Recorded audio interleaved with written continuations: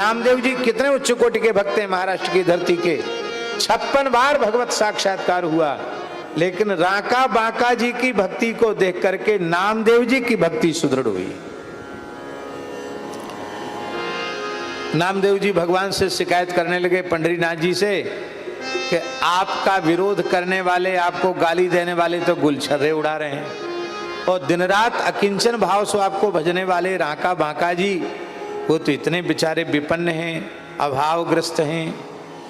बोले वो परिपूर्ण हैं, आत्माराम आप्तकाम पूर्ण काम हैं, उन्हें किसी वस्तु पदार्थ की अपेक्षा ही नहीं।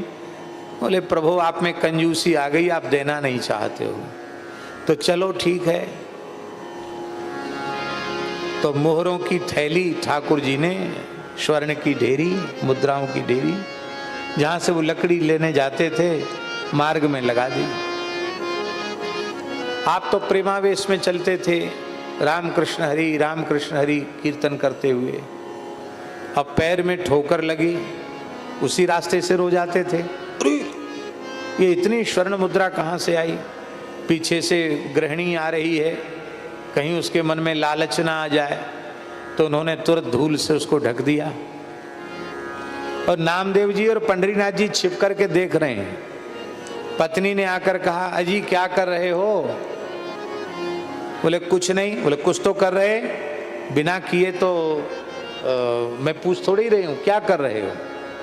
तो समझ गए कि इससे छिपा नहीं, ये समझ गई है। बोले कुछ रत्न राशि, स्वर्ण राशि सामने आ गई तो कहीं तेरे मन में लोभ उत्पन्न न हो जाए, लोभ पैदा होती भजन छूट जाएगा, इसलिए धूल से उसको ढकने लग गया।